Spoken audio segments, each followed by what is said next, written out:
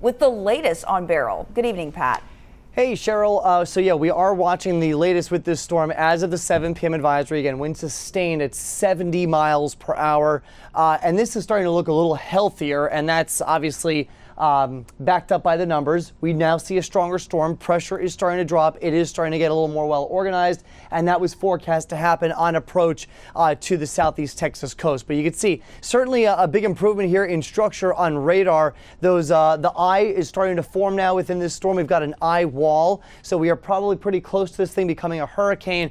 And the main precip shield, the main shield of heavy rain on the north side of this storm, that is where the big brunt of our flooding concern and heavy wind is going to come into play. Now, the hurricane hunters were in this storm earlier. That was the first flight that went through. They found a max wind of 52 miles per hour. Second flight is in there right now. They found a max wind speed of 60 miles per hour. That's at flight level, by the way. So we extrapolate that down to the ground. It's actually even stronger. That flight is still in there. They're going to keep crisscrossing through the storm over the next hour or two, and they will likely find better organization as we get to the 10 p.m. update. So here's what we're concerned about with Beryl as it moves towards the southeast Texas coast. Hurricane force winds, coastal flooding due to storm surge, and then rain flooding for a good part of the area. Also an enhanced tornado risk through the overnight hours and getting into tomorrow as well. Let's take a look at those future track wind gusts as we get you into the overnight hours. Check this out. We could see winds upwards of 70, 80, maybe even 90 miles per hour. Gusts, not sustained, down to the coast, right along where that landfall takes place. That's around 4 to 5 a.m. Then as we get you into the mid-morning hours, we start to see the potential for hurricane force wind gusts across Harris County and the city of Houston. You could even see 70 mile per hour wind gusts up towards Tomball and Brenham. Conroe at 65 mile per hour wind gusts, not out of the question late morning for you. Things do start to improve, though, at the coast, and we will talk more about this and the rain threat in just a few minutes. Guys, back over to you. A lot at play, a lot to plan for, including in Harris County, the largest county in the state of Texas. County Judge Lina Hidalgo now hosting a newser. Let's go ahead and listen in.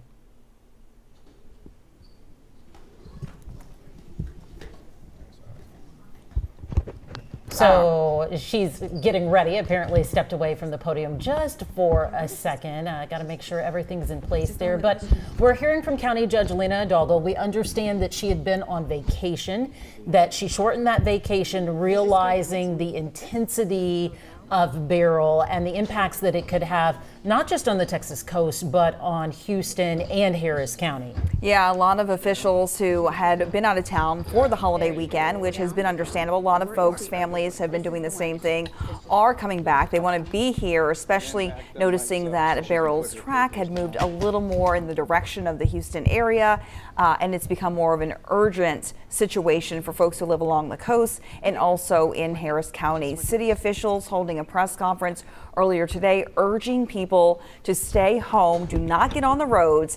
And we've been saying for days now, it's a great idea. Even our chief meteorologist, David Pohl, said Monday, Tuesday, if you can work from home, do it. Do not go outside. If you're home now, stay there. And that's exactly what the city of Houston has asked city employees to do, to work from home tomorrow. There will be no school in HISD. Obviously, we're in the midst of summer school right now. Those classes have been canceled. A lot in the works in flux here. This live shot coming to you from Houston TransStar. We know the Office of Emergency Management, an hour ago at 7 o'clock tonight, they went ahead and shifted their operations to a level 2, which is a level of what they characterize as high readiness. Mayor John Whitmire telling Houstonians that we have to take Beryl very seriously, that Houstonians oftentimes fall into a pattern of complacency. And quite frankly, we might be facing a little bit of storm fatigue as well, because we dealt with so much during the month of May and during spring as well. So you still need to make all of those preparations. You still have some time, at least around your home tonight, to do all of those things that you need to do. But please, by 10 o'clock, be off the road. That is what we've heard from Mayor John Whitmire, from Police Chief Larry Satterwhite, and from Chief Pena as well. You're doing yourself a service by staying at home, but also all of those emergency responders who don't have to put their life at risk if they have to go rescue you from from floodwater and the like. Yeah, absolutely. And you know, city officials were mentioning as well that they have debris crews on standby.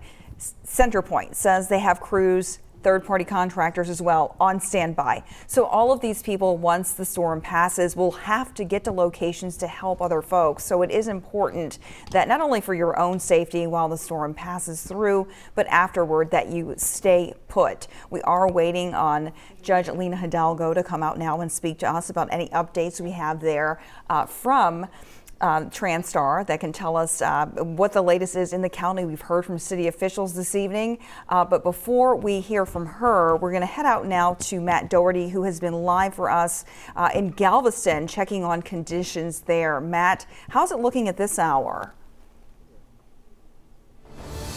Well, Cheryl, right now it's just like a normal Sunday night. I'm going to let Ryan pan down the beach and you can take a look at all of those people out there enjoying their Sunday night in the sand. You know, we've been driving up and down the seawall earlier this evening and just taking a look, kind of getting a feel for the mood out here. And, you know, you see people outside having fun, having hurricane parties, and it really doesn't seem like anybody's too concerned about what's going on right now. That might be because we haven't seen any rain out here since about 4:30 this afternoon. The last time we caught up with you was about 5:45 or so, and we used our little anemometer here. This is the wind gauge. We're going to try this one more time. So the last time we checked it out, the wind speeds were about 20 miles an hour. Right now we're looking at, you see that, Ryan? It's about 22.6 miles per hour. So a little bit higher than what we were seeing earlier, but still not nearly as high as those wind speeds that we're expecting later on this evening as things continue to deteriorate here on Galveston Island. Back to you. We'll take it from here, and Matt showing us there the wind speed in Galveston, and we know tonight we could be looking at wind speeds once landfall happens anywhere from 60 to 65 miles per hour, and that is with the storm shifting from being a tropical storm back to a hurricane. We understand now that Lina Hidalgo is ready to go, the county judge, with more for us. Let's go ahead and listen in. Homeland Security, the emergency management coordinator, and Jeff Linder, the meteorologist. So obviously we all know by now a hurricane is coming our way, and with that come major threats and uncertainties, not just for Harris County, but for the entire region. We're talking about a hurricane over 200 miles across. The next 24 hours are going to be rough for Harris County. That is the takeaway of my remarks today. What we don't know is exactly where and exactly how rough. We know we're going to have wind, we know we're going to have rain that could lead to flooding, and we know we're going to have storm surge. In fact, we already have some storm surge. The fact is the rain and the wind could have impacts anywhere across our county, and we won't know until after the hurricane is gone and after the assessments have been done exactly where the major impacts were. No matter where you are in Harris County and in our region, we need you to prepare, and we need you to be ready for the next 24 hours, particularly the next 12, and then the following 12 in terms of assessments and debris. So we're on the dirty side of the hurricane, the toughest side. Already we're feeling the bands at the edges of the hurricane. The quote unquote bad time, the worst time for us, will be from midnight tonight to noon tomorrow, as the eye of the hurricane makes its way north, literally right next to Harris County. In terms of the wind will be strong enough to cause tree damage, fence damage, and damage to power infrastructure. We don't expect the wind to be strong enough to deal with the transmission lines again. So it's not as strong a wind as what we had with derecho, where we had roofs blown off houses and trees falling in terms of major infrastructure impacted in that way. That said, it impacts the whole county, the whole region, whereas the derecho followed a particular path in its bands. To the extent that residents prepare for this, we will avoid some of the issues we can control, like flying debris, outside furniture, for example. Everyone across the county is at risk of the coming wind. In terms of the flooding from rain, we'll likely see street flooding. We could see some creek and bayou flooding depending on how much rain we get and how quickly. We'll be watching our gauges closely, and we invite you to keep up with them as well at readyharris.org. One threat we're a little bit nervous about is the wind possibly knocking down some of our gauges. And so if they're not updating, that could be why, but we trust that we will not have that situation or very widespread anyway. In terms of storm surge, our neighbors around Seabrook, Clear Lake, other coastal communities know what I'm talking about. They're seeing impacts. Storm surge will not stop until the wind moves on, because the wind is what is causing the storm surge and pushing that water inland. So we do expect in those areas along the coast some impacts to garages, some impacts to areas underneath elevated homes, but hopefully and most likely nothing more than that. Here's what you need to do. Just know it's going to be wet, it's going to be windy, and it's going to be dangerous. Do not go out between 12 midnight and 12 noon tomorrow. You should be where you're going to be to ride out the storm by 10 p.m. tonight. We can't be absolutely exact with the timing, and we want to make sure that you have your preparations made by then. The storm is a large tropical system, so that's why it'll take those full 12 hours to pass through our entire county. It is simply not safe to be outside between midnight tonight and noon tomorrow. We're all going to be here overnight. The Emergency Operations Center is absolutely full, and we are heeding our own advice, and we'll be working here on your behalf and for your safety.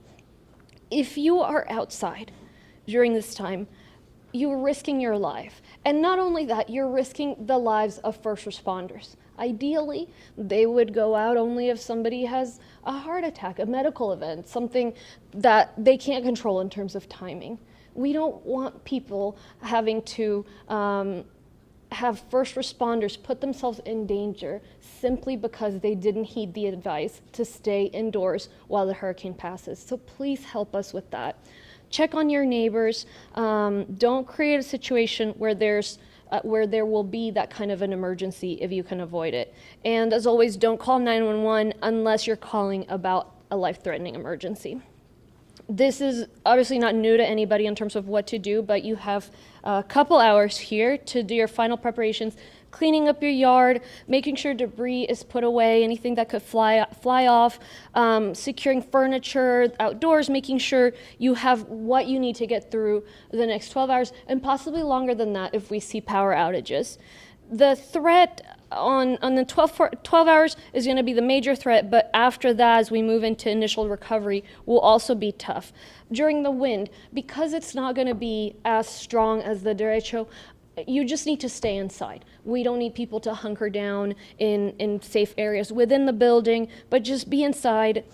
Charge your phones right now before that hits. Make sure you have water. It's possible that some of the generators in the water treatment plants could go down, that they could lose power, backup generator doesn't work, in which case there would be blood water notices, in which case you wouldn't have drinking water. So we're not expecting it, but we've had it happen before.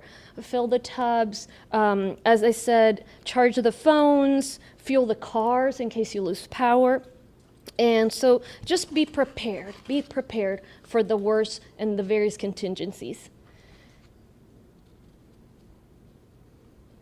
In terms of the actual storm, you can access our alerts, Ready Harris alerts, by texting Gulf 2024 to 888-777. So you'll receive alerts from the Office of Emergency Management about what's going on.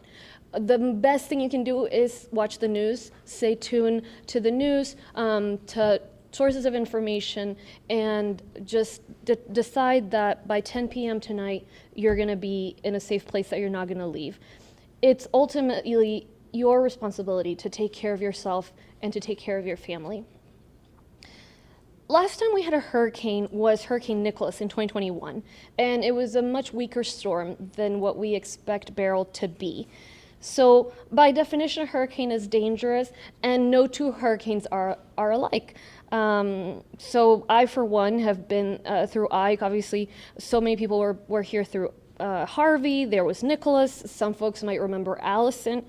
They've all been different. But what we do know is we've gotten through them, so we can get through one afterwards. As I said, this is much more widespread. And so unlike the derecho, unlike some of the rain events we've had that are more localized, this has the potential to affect the whole county and region from north to south, from east to west. In terms of what we're doing, I signed a disaster declaration for Harris County. The reason I did that is because it helps us put protective measures in place so we can get recovery efforts and debris management as quickly as possible post-landfall. We're coordinating with all of our state and local partners. Lieutenant Governor Dan Patrick is acting governor, and he has included Harris County in his list of state disaster declarations. They are standing by at the state, ready to assist with anything Harris County needs. As always, I've been in contact with Chief Nim Kidd of the Texas Division of Emergency Management, and we're very grateful for the states leaning forward and reaching out, not just to us, but the various communities that are impacted. They have pre-staged assets. They have representatives at our Emergency Operations Center, and we're coordinating with them, with first responders, with the various precincts, the cities, the hospitals, you name it. Of course, law enforcement. We're currently activated to level 1 maximum readiness. This is the highest level of readiness that we can be in. And again, that will signal how important it is to be home by 10 or where you're going to spend the night and stay there until around noon tomorrow. We are closing all county buildings tomorrow, from the courts to the tax office to everything in between. We are just making sure that our employees and members of the public are safe. So our employees are going to be working from home if they can, and they'll receive instructions on how to do that. TxDOT has deployed their employees to work 24 hours a day until this weather event is over.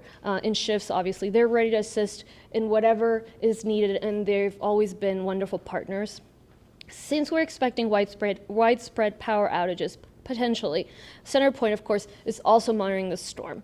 So they have approximately 2,500 mutual assistant crews on standby that have moved closer to our region, of course, far enough away from the danger of the hurricane, and are ready to move in immediately after the danger passes. So the first stage after the storm is going to be assessment. It could take them hours. If it's not too bad, it could take them a day, like it did with the derecho if it's very widespread. After the derecho, or during the derecho, the outage tracker wasn't working, right, when folks had lost power. And I remember it was very frustrating for folks, and so I asked that question on behalf of the community, what's up with the outage tracker? So they're working on it. Unfortunately, it's not something that they can bring back online quickly. And so it's gonna come online, but not soon, certainly not for this storm. But there is another option for folks that about half the CenterPoint customers have already signed up for. So if you haven't, this is what we all recommend you do, is to sign up for the power alert system that they have. So basically you sign up, you decide if you want a text or phone call or an email, and you will get an alert from CenterPoint saying crews are going to be arriving at this time, once they've assigned them an approximate idea of how long it's going to take once they're there, and then once it's done, they'll tell you, if your power's not back on by now because we fixed it, call CenterPoint. So you can sign up for that by just searching Power Alert Service on a search engine, and CenterPoint, also centerpointenergy.com/Power Alert Service, or via readyharris.org. So to conclude, this is what we all plan for as a region. We have a culture of preparedness. It comes with living here. It's part and parcel. We have a great community. We have a strong economy. We have diversity. We have culture. We have delicious food. And we have hurricanes and tropical storms. So it just comes with living where we're living. We'll get through it. We absolutely need your help tonight to keep everybody safe. Let me repeat briefly in Spanish, and then I'll pass it on to Paul Locke from CenterPoint, and then to Chief Christensen, who will give some information about how to stay safe immediately after the storm passes, the hurricane. Todos sabemos que viene un huracán, y con eso hay amenazas e incertidumbres, no solamente para el condado Harris, sino también para toda nuestra región. El huracán mide más de 200 millas de un extremo al otro extremo. Entonces, las próximas 24 horas, especialmente las 12 horas que vienen, de la medianoche al mediodía mañana, van a ser muy difíciles para el condado Harris. Lo que no sabemos es exactamente qué parte del condado, exactamente de qué manera, pero sí sabemos que van a ser difíciles. Entonces, sabemos que vamos a tener vientos, sabemos que vamos a tener lluvia, sabemos que va a haber mareada ciclónica. Lo que no sabemos es dónde va a haber el impacto de la lluvia y del viento, y obviamente la lluvia puede causar inundaciones. Entonces necesitamos que todo el mundo se prepare. Estamos en el área del huracán que es el más fuerte, el más peligroso, porque el huracán viene girando de tal manera que nos impacta a nosotros más. Ya estamos sintiendo los impactos de las partes externas del huracán, y el momento más difícil, lo que es el tiempo discreto, más difícil para nosotros aquí en el condado Harris, como mencioné, va a ser de medianoche a mediodía mañana, porque durante ese tiempo va a estar pasando el huracán hacia el norte, de sur a norte, y va a estar básicamente al lado del condado Harris, el ojo del huracán, va a estar básicamente a la izquierda del condado Harris, al oeste, pero todo el resto del huracán pues nos va a pegar. Entonces, sabemos que bastantes personas vieron impactos durante el derecho con esos vientos tan fuertes. Lo malo es que ese evento tuvo vientos mucho más fuertes de lo que veremos hoy. Entonces, bueno, para nosotros hoy día es mejor. La cosa es que el derecho casi que siguió una línea recta. Este huracán va a impactar a todo el condado, inclusive toda la región. Entonces, podríamos ver vientos en muchísimas partes, no tan fuertes como lo que se vio durante el derecho. Entonces, va a haber de repente daño a árboles, daño a cercas en su propiedad, daño a la infraestructura eléctrica, pero no a la torre de transmisión. Recordarán que durante el derecho se cayeron un par de esas torres grandes de transmisión y fue un problema muy serio para nosotros en cuanto a la electricidad, la luz. Entonces, no se espera que vaya eso a volver a suceder, pero sí lo más seguro es que muchas personas se les vaya la luz porque caigan, más bien otros postes de luz más pequeños, pero que igual tienen impacto. En cuanto a inundaciones causadas por la lluvia, lo más seguro es que veamos inundaciones en las calles. Puede que hayan inundaciones en los bayous, dependiendo de cuánta lluvia caiga y qué tan rápido. En readyharris.org puede tener acceso a los varios sensores que tenemos a lo largo de los bayous, buscar el suyo y ver cuál es la profundidad, la altura del agua, y ahí lo puede ir viendo subir. Es posible que el viento dañe esos sensores, entonces tengan eso en mente. En cuanto a la marejada ciclónica, ya nuestros vecinos en Seabrook, en Clear Lake, alrededor de la costa están viendo impactos. Entonces, esa mareada ciclónica no va a parar hasta que pase el huracán, porque esos vientos son los que empujan el agua hacia nuestro condado y hacia esas áreas de la costa. Lo más seguro es que se vea impacto para garajes, para lo que queda debajo de hogares que han sido elevados. Y eso es en cuanto a esa parte. ¿Qué necesitamos que haga? Va a llover, van a haber vientos fuertes, no salga de 10 p.m. esta noche al mediodía mañana. Debe estar hoy día a las 10 de la noche en donde se planea quedar la noche. Es muy peligroso estar fuera entre las 10 y el mediodía mañana. No es seguro. Está poniendo en riesgo su vida. Y no solamente está poniendo en riesgo su vida, está poniendo en riesgo la vida de nuestros primeros respondedores. Si alguien tiene una emergencia de salud, un ataque al corazón, uno no puede decir cuándo sucede eso. Bueno, saldrán los socorristas a ayudar, aunque sea riesgo para su propia supervivencia. Pero el salir usted solo porque quiere ver el huracán o quiere estar por fuera es algo que podemos prevenir, es una catástrofe que podemos prevenir, entonces por favor no lo haga.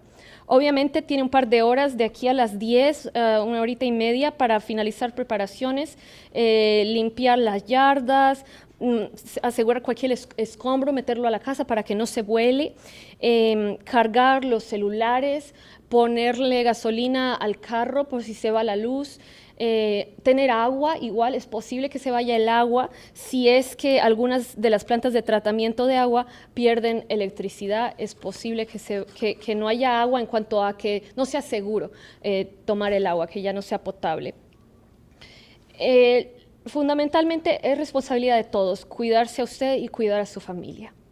Otra cosa que puede hacer, como siempre, ver las noticias, estar muy pendiente de eso, y también se puede registrar, puede mandar un mensaje a Gulf, G-U-L-F, Gulf 2024, y que diga eso al número 888-777. Entonces escríbale Gulf 2024 al 888-777, y así va a formar parte de nuestras alertas de mensajes aquí en el Departamento de Manejo de Emergencias. Los huracanes, por definición, son peligrosos. Lastimosamente no tenemos un modelo definitivo para poder decir esto es lo que va a suceder definitivamente. El último huracán que tuvimos fue el huracán Nicolás en 2021. De repente no lo recuerdan porque los impactos fueron mucho menos severos, fue bastante leves. Antes de eso, obviamente hemos tenido Allison, Ike, Harvey, y hay bastantes miembros de la comunidad que han vivido aquí durante esos huracanes. Lo bueno es que hemos hecho esto antes y lo podemos hacer nuevamente.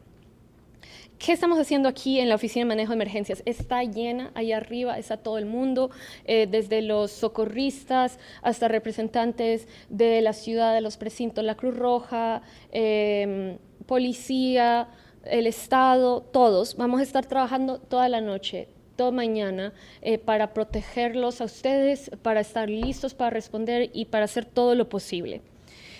Estamos coordinando con el Estado. El vicegobernador Dan Patrick está actuando ahorita como gobernador porque el gobernador está fuera del país por temas de trabajo, y nos está ayudando muy bien con todo lo que necesitamos. Tienen inclusive ya recursos cerca de las regiones que van a ser impactadas para poder ayudar en cuanto se necesite ayuda. Nuestra oficina está activada a nivel 1. El nivel 1 es preparación máxima, y eso también refleja la seriedad de esta amenaza que viene. En cuanto al condado, bien sea la oficina de impuestos o las cortes, y todas las oficinas del condado van a estar cerradas. Los empleados van a trabajar de la casa hasta donde sea posible. Texto, que se encarga de las carreteras, también está muy involucrado, muy preparados para poder ayudarnos con cualquier impacto a nuestras vías. Como lo más posible es que hayan apagones, Centerpoint está monitoreando también el huracán. Tienen gente de asistencia mutua, equipos que están cerca pero fuera de las áreas del huracán para ayudarnos a restaurar la electricidad si es que se va la luz. Como recordarán por el derecho, si no hay muchos impactos, se demoran un par de horas en hacer la evaluación. Si hay muchos impactos, se les irá un día completo. Durante el derecho no estaba funcionando el sistema por internet donde podía ver dónde habían apagones. Lastimosamente no lo han podido restaurar, están trabajando en eso, pero se tarda. Entonces, por ahora, lo que pueden hacer es registrarse para el sistema de alertas de Centerpoint. Entonces, si se registra para eso, va a recibir bien sea un texto, una llamada, un email, usted decide, donde le van a avisar, ok, ya vienen los equipos para restaurar la electricidad, luego le dirán cuándo acabaron, cuánto se van a tardar, todo esto. La mitad de los clientes de Centerpoint ya se ha registrado, entonces si usted no se ha registrado, los invitamos todos a que hagan eso, porque los va a ayudar con conveniencia, obvio. Estamos apoyando porque sabemos que todo el mundo tiene a Centerpoint. Y eso lo puede hacer por internet en readyharris.org, ve también dónde registrarse, o puede visitar centerpointenergy.com/Power Alert Service. Para concluir, esto es para lo que planeamos como región. tenemos una cultura de preparación, hemos vivido esto. Somos una región increíble, muchas oportunidades de trabajo, buen sitio para vivir, diversidad, comida, de todo. Pero también nos impactan los huracanes, nos impacta este clima, especialmente ahorita en estos meses. Entonces, es parte de vivir aquí y vamos a pasar esto, pero necesitamos su ayuda. Okay, I will leave it there and pass it on to Paul Locke from Centerpoint. Thank you, Judge. Centerpoint's prepared and ready to go for the event tomorrow. As the judge said, once the storm passes through, we will go through an assessment phase. And once we assess, we'll get out and restore power to priority buildings like hospitals, water facilities, police departments, fire departments, and then we'll go focus on the majority of customers that we can get back on as quickly as possible. We do have 2,500 mutual assistance crews on standby to come and help us, and after the assessment phase, if we determine we need more, we'll get more crews. We had over 4,000 for the last weather event in May. If you see a down power line, please walk away. And if you smell natural gas in your house, please go outside and call Centerpoint at 713-207-2222. That's all I have. I'll turn it over to Chief Christensen. Good evening, Laurie Christensen, your Harris County Fire Marshal. We're talking about preparedness prior to the storm. I want to talk for a minute about the preparedness for after the storm. We know that you're setting up your generators, people are getting the propane and their gasoline ready. We want to remind you that generators do produce carbon monoxide. And last year we had over 430 people die from carbon monoxide poisoning. I want to remind you, do not run them in your garages. You want to run them 10 to 20 feet away from the house. You don't want it anywhere near your eaves. Remember, some of you may be turning these on while it's still raining. Remember, they can cause electrical shock. So again, watch for the carbon monoxide. Be careful with the electrical shock. Remember, if you're going to plug in extension cords, please go through tonight. Look at those extension cords. Make sure they're not frayed. And make sure they are rated for the appliances that you're plugging in. Our greatest concern is that you remain safe after the storm. As Paul talked about, if you see a down power line, assume it is energized. If you see somebody that maybe has gone down because they were near a power line, please do not try to rescue them. Please call 911. Understand that the response may be somewhat delayed based on the emergency vehicle having to get to you, but they're coming. Our first responders, we've been working with them. We have over 53 fire and EMS departments in Harris County, everywhere from Cy-Fair to Galena Park. Been working with Chief Pena, Chief Satterwhite. We're making sure we are communicating, Sheriff Gonzalez. We are talking to all of our first responders, and we want to be here to assist you, but we want you to be safe. If you're going to use candles, I want to remind you, never walk with a candle in your hand. If you do have to use candles, please put them out before you go to sleep. Do not leave them unattended. I encourage you not to use candles, but I understand some people that may be all you have. But our greatest concern is that you and your family remain safe before, during, and after. I'd also encourage you, I know the judge talked about talking to your neighbors. Many of you won't be able maybe to get television or something like that. Remember your social medias.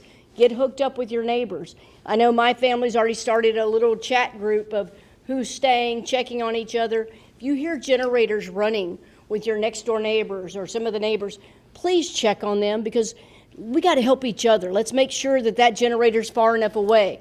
Let's make sure if you hear it stop running and you don't see anybody going out there to check it, let's check on that neighbor. So again, we're here to serve you. We're all first responders are ready, alert. We've got several people not only here but spread out throughout Harris County and beyond, keeping track. So thank you again. Encourage you to continue to go to Ready Harris, and we'll be pushing messages out through our social media as well, reiterating what OEM, Harris County OEM is saying. Thank you. Thank you. I will take any questions.